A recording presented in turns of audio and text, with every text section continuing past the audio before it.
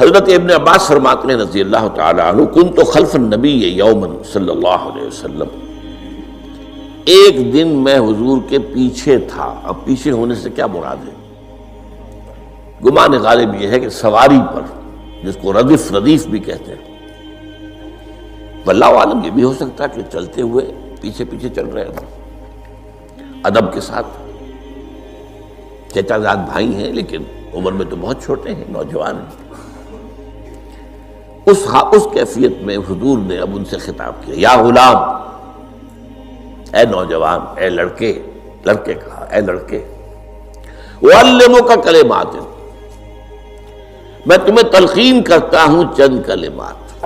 اب یہ ہے حضور کا طریقہ تربیت و تعلیم و تزکیہ۔ وہاں کوئی مدرسے نہیں تھے، وہاں کوئی درس کی محفلیں تو نہیں ہوتی تھی، محفل تو ایک ہی ہوتی تھی ہفتے میں، اور وہ جمعے کا اجتماع ہے۔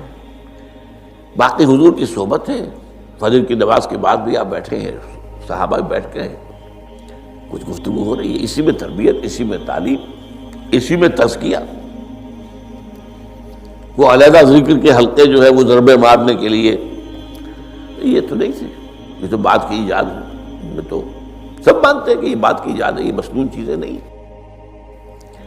بہرحال حضور نے اے لڑکے یا اے بیٹے، جو بھی آپ اس کا ترجمہ کریں، میں تمہیں چند باتیں سکھاتا ہوں۔ مطلب کیا ہے؟ وَعَلِّمُكَ کلمات، توجہ سے سنو، غور سے سنو، حفظ جان بنا لو۔ احفظ اللہ یحفظک، پہلا کلمہ، اللہ کی حفاظت کرو وہ تمہاری حفاظت کرے گا۔ اب اس سے مراد کیا ہے؟ عام طور پر سمجھا گیا ہے کہ اللہ کے احکام کی حفاظت کرو، کوئی حکم ٹوٹنے نہ پائے، وہ تمہاری حفاظت کرے گا۔ اور ایک مفہوم یہ بھی ہو سکتا ہے، اللہ کو اپنے دل میں محفوظ رکھو، اس کی یاد سے اس دل کو، اس خانہ قلب کو خالی نہ ہونے دو، مستحضر رکھو اللہ کو اپنے دل میں، تو اللہ تمہاری حفاظت کرے گا، اللہ تمہیں یاد رکھے گا۔ اور حدیث قدسی میں یہ الفاظ آئے، میرا بندہ جب مجھے اپنے دل میں یاد کرتا ہے، میں بھی اسے اپنے دل میں یاد کرتا ہوں۔ جب میرا بندہ کسی محفل میں میرا ذکر کرتا ہے، میں اس سے کہیں بہتر محفل میں اس کا ذکر کرتا ہوں۔ اللہ کی محفل تو ملائے اعلیٰ کی ہے، ملائکہ مقربین کی ہے۔ وہ جو امیر خسرو کا شعر ہے، وہ پتہ نہیں کس کیفیت میں انہوں نے کہا ہے، خدا خود میر محفل بود اندر لامکاں خسرو، محمد شمع محفل بود شب جائے کہ من بودم۔ اے خسرو، رات میں جہاں تھا، وہ رات کوئی کیفیت تھی جو گزری ہے، وہ ایک لامکاں کی محفل تھی۔ اب مکان نہیں ہے، لامکاں ہے، مادی نہیں ہے وہ۔ اس کی محفل میں میر محفل اللہ تھا، اور شمع محفل محمد تھے صلی اللہ علیہ وسلم۔ خدا خود میر محفل بود اندر لامکاں خسرو، محمد شمع محفل بود شب جائے کہ من بودم۔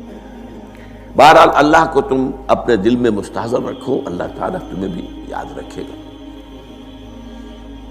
دوبارہ فرمایا، احفظ اللہ تجدہ امامک تجاہک، اللہ کو یاد رکھو تو اپنے سامنے موجود پاؤ گے، جب چاہو دعا کرو۔ وہ جو بات کہا ہے کہ دل میں ہے، جب چاہو مخاطب ہو جاؤ۔ دل کے آئینے میں ہے تصویر یار، جب ذرا گردن جھکائی دیکھ لی، کہیں دور تو نہیں، نحن اقرب الیہ من حبل الورید۔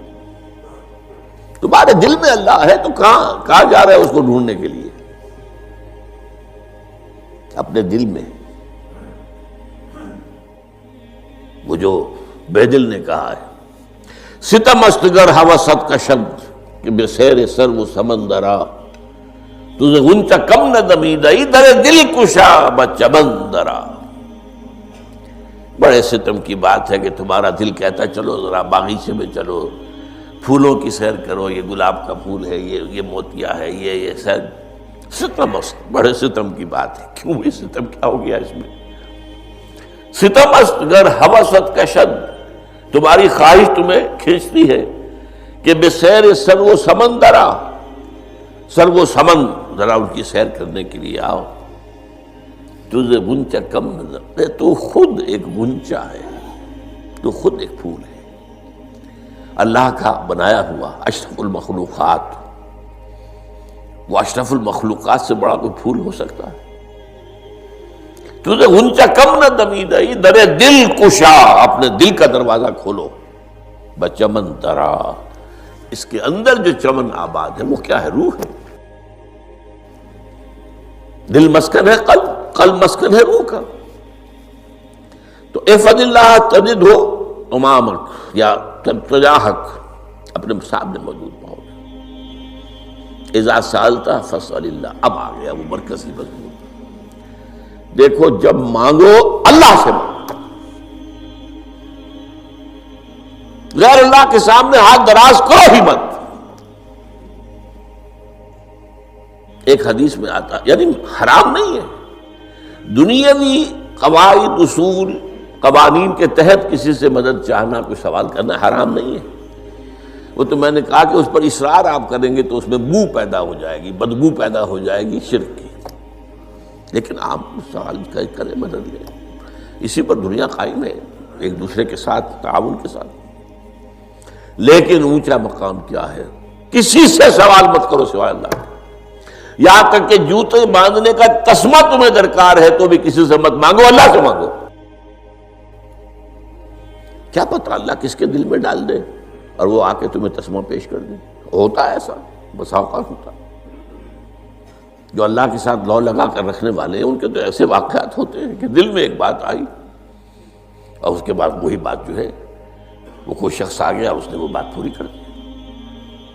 کیونکہ لوگوں کے دل جو ہے وہ تو اللہ کے دو انگلیوں کے مابین جسے چاہتا پھیر دیتا۔ کیا پتہ اللہ کسی فرشتے کو انسانی شکل میں بھیج دے، آتا ہے فرشتہ، آتا ہے انسانی شکل میں، آتا ہے آپ کی تکلیف کو رفع کر دے، آپ کی ضرورت کو پورا کر دے۔ اسی سے مانگو، کسی اور سے مانگو۔